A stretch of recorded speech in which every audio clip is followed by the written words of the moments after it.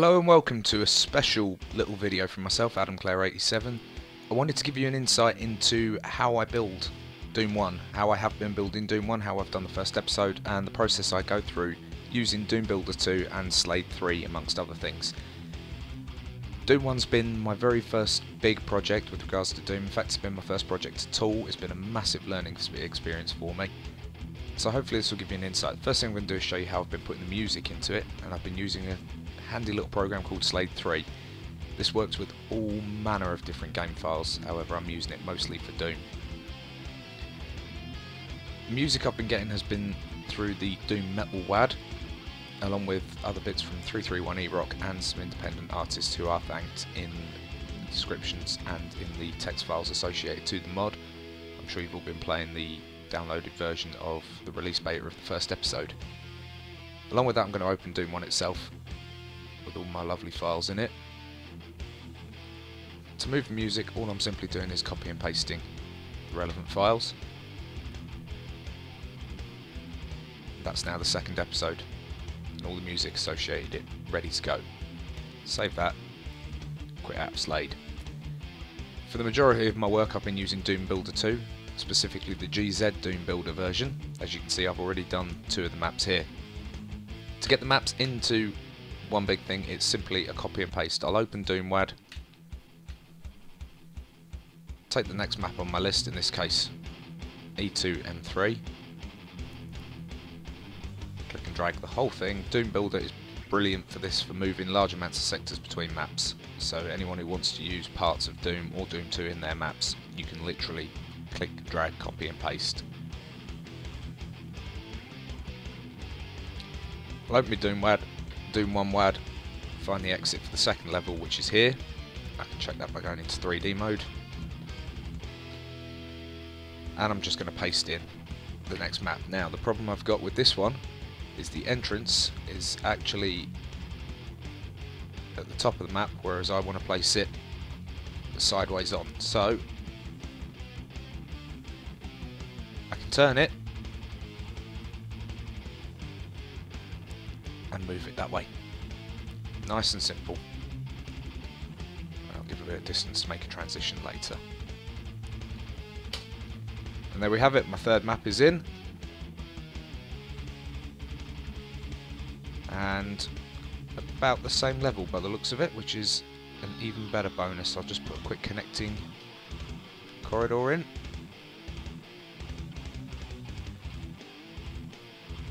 There we go. So that'll work pretty much perfectly.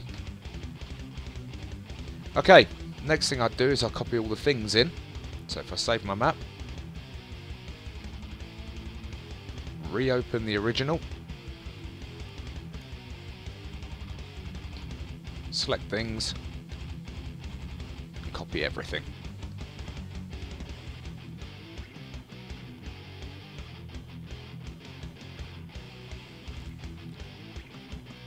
Again, I've had to turn my map through 90 degrees, so I'll turn my things plan through 90 degrees.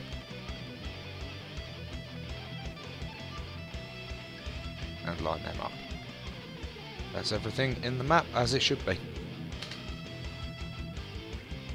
Finally, when we're connecting all these maps together, we want to delete all the player starts, because we only want the players starting at the very start of the map. In this case, back in E2M1. Right here. You want to do this for all the cooperative starts as well as the original player start. So now we've got our map copied. I haven't actually done any work in E2M2 yet. What we need to do is change all our line defs. Each map will have various line defs. For example, this one here. These have all got an action attributed to them. In this case, this one will lower the crate for a secret shotgun. The tag here is tag 5. The problem is there could be sectors tagged as tag 5 within the first map. This causes some really undesirable effects, because we'll find if we've got two sectors tagged the same, generally by about the 3rd or the 4th level the game becomes completely unplayable because of ceilings moved down where we don't want it to. Now we know tag 5 is attributed to this box, so what we're going to do is we're going to highlight this sector, which is the crate, just to show you this crate here, and we're going to change the tag to a new tag, in this case 22 already, and finally change the line def to sector tag 22. That now means this box won't be affected by anything outside of it, and we'll go around and we'll do the same thing for all of them. So this line def lines up to this sector.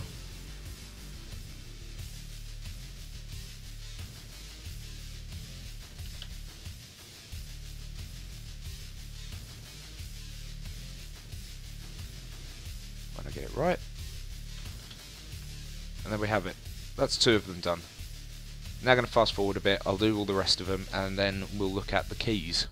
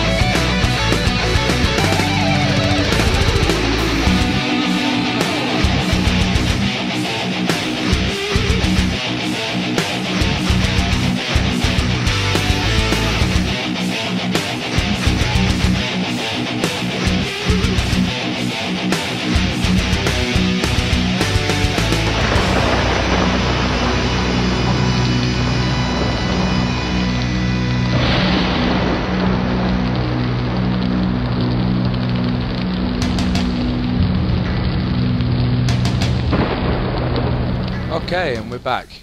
Now, that's every single line def change that has a tag attributed to it, which means now this level should work nice and smoothly.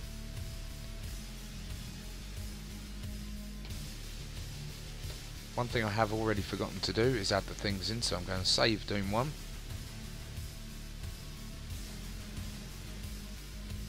Open up the original level and bring all my monsters and everything else in.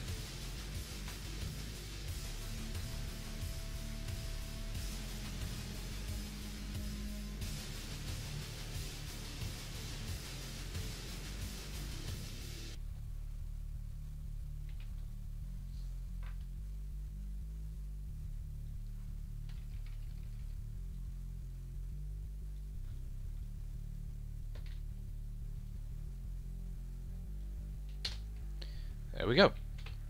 Right, next thing on the agenda will be keys. Now the problem we have is if we were to leave the keys as they were, you'd find a key that would then carry you for the rest of the game, which means, well, to be honest, it takes the fun out of it because you'll be able to open every door after the second level. We'll start with a simple one. We'll start with the blue key here. We have the blue key card in the first level. What we want to do is we want to remove the key and we'll replace it with a switch which opens only the blue door.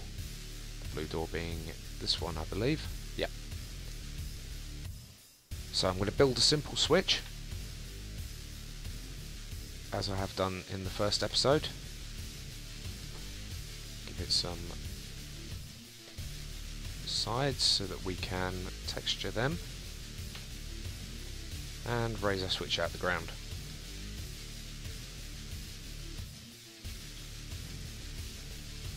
Just give it a quick texturing.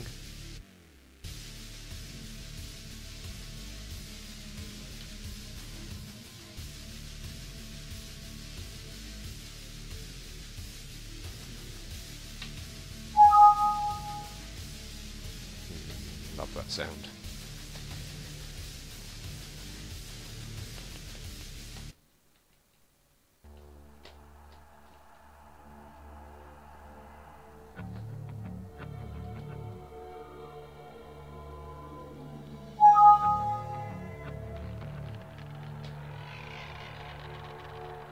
And give it the door textures so that we know we're dealing with a blue switch.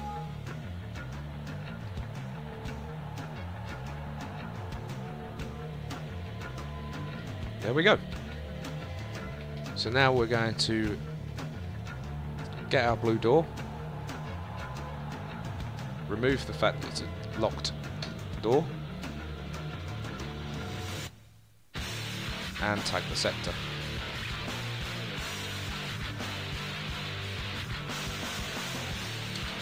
Then going to take our switch line def, tell it to open the door, add our sector tag, movement speed of 32, no close delay because we don't want to close it, and the player presses use. Okay, so now I know our blue key switch works. What I've done is I've deleted the blue key. I've also deleted the player starts that were in level 2, causing us to have that voodoo goal. What I've done is I've added some line defs here for the red key now. I'm going to expand on that, bring the actual key inwards. Reason being, if I was to leave it where it was, you end up with 2 or 3 key textures, 2 or 3 switch textures, which doesn't really look the part. So we've added our line def in. Only really need to undo that slightly.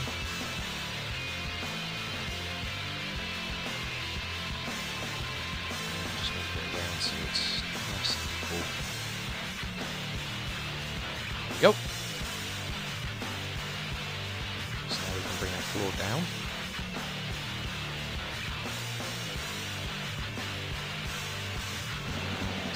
And patching the ceiling down.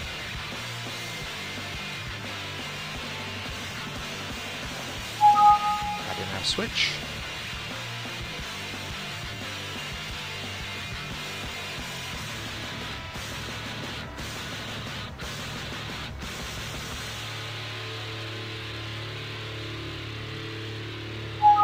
Texture the top. Texture the sides. Texture the floor and ceiling.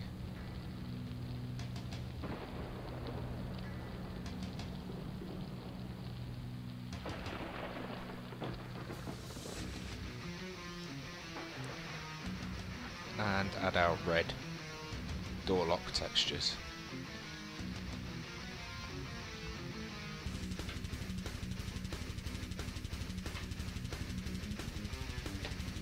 And there we have it.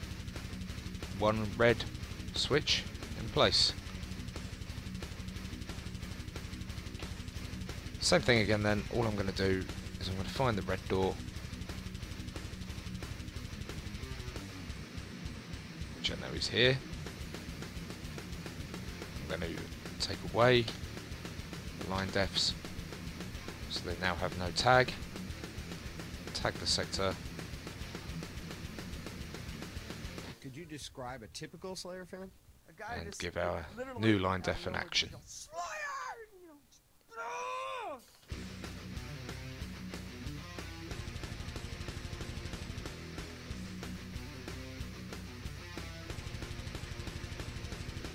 And there we go. The last thing I have to mention is sometimes when you add a new level, I know when we added 3 it was at the same height, they can be at different heights. DoomBuilder has a great feature where if you were to highlight the sectors, hold control, you can move the floor up and down. you can do that with everything at once, and shift moves the ceiling up and down, so I can actually change the height of an entire level in one swoop. Thanks very much for watching, guys. I hope it's given you a bit of an insight into what I'm doing with Doom 1, how I'm making the levels. Obviously I'm doing the custom areas as well. Feel free to leave any suggestions in the comments below. I will be bringing back Brutal Doom. I will be doing Season 4, I'll be playing Knife Flesh Consume, where I expect to get my ass handed to me. See you later on, guys.